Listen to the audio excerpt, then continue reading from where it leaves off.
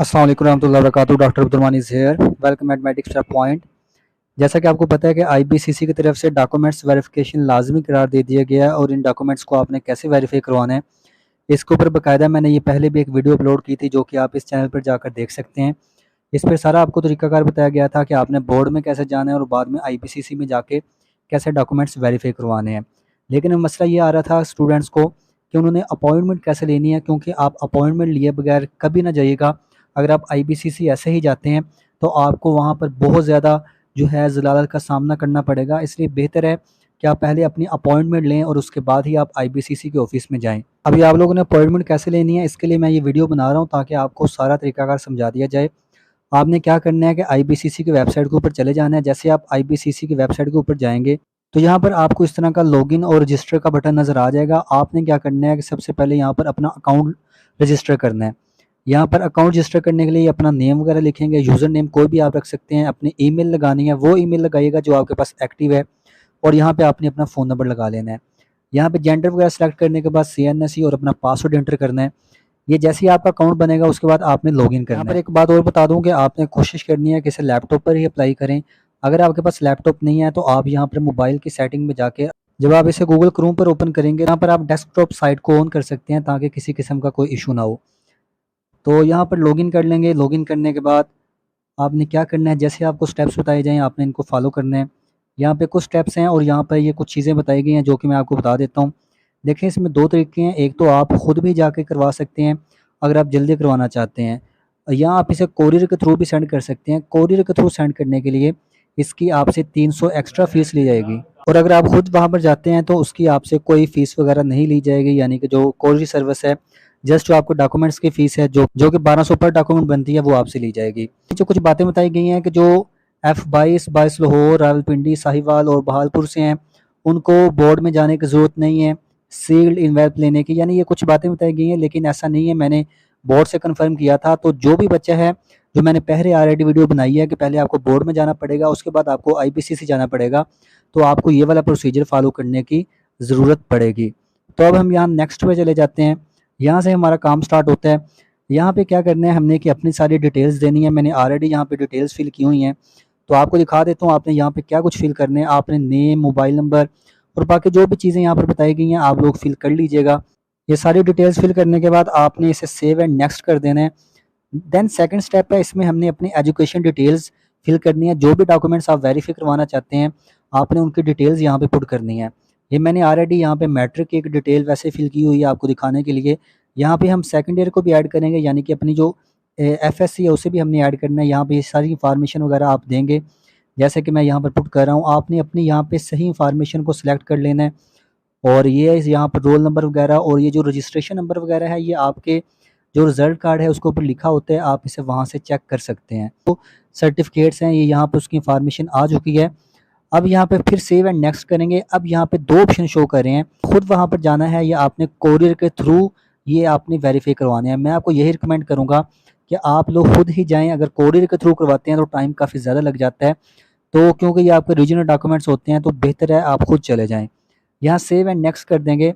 अब यहाँ पे जो चीज़ें हैं जो कुछ बच्चों को कंफ्यूज करती हैं, यहाँ पे आपने क्या करना है, क्योंकि आपने जस्ट अपने ओरिजिनल डॉक्यूमेंट्स को ही वेरीफाई करवाना है, तो यहाँ पर आप जो पहला ऑप्शन है इसमें ओरिजिनल को सिलेक्ट करेंगे।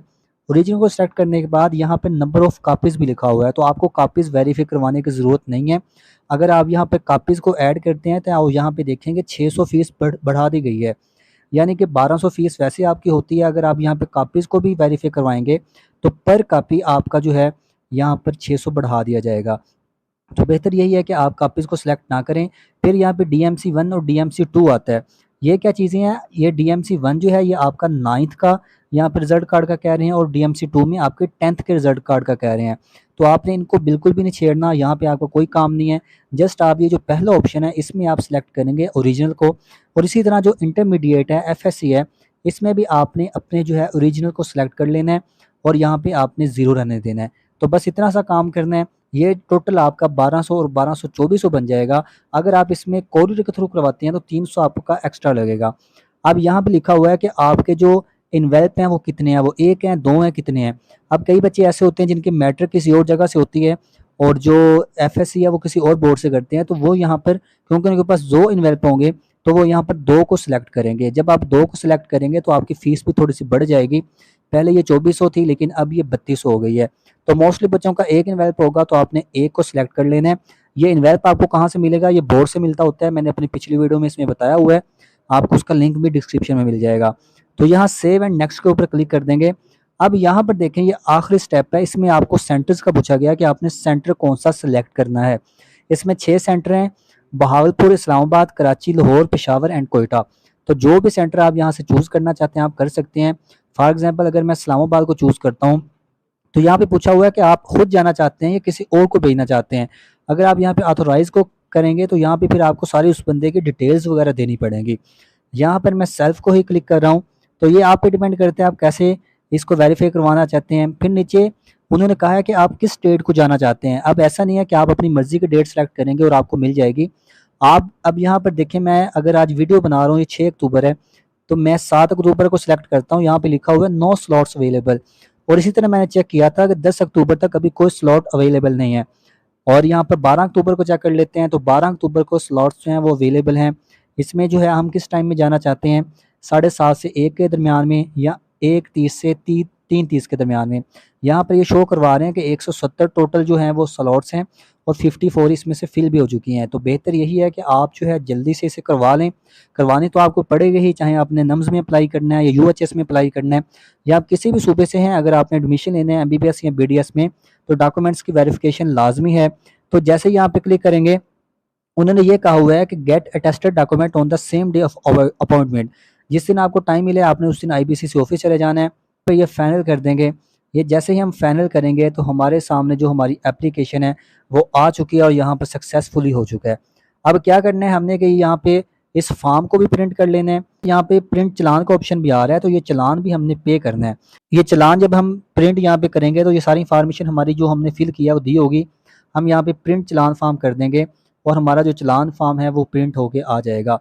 तो ये चीज़ें हैं तमाम जो कि आपने फॉलो करनी है और इसको आपने फिर पे करके अपने साथ ले जाना है। जब तक आप इसे पे नहीं करेंगे आपको आपकी डेट नहीं मिलेगी। तो बेहतर यही है कि आप जैसे यहाँ पे चलान को प्रिंट करें तो आप इसे पे कर दें। तो ये सारा तरीकाकार है, आपकी अपॉइंटमेंट इस तरह मिल जाएगी और आपको मे भी ईमेल और मैसेज के थ्रू भी वो इन्फॉर्म कर देंगे। अगर आपको कोई बात समझ ना लगी हो तो आप कमेंट्स में पूछ सकते हैं। दुआ में याद रखिएगा। फ़ी अमानिल्लाह।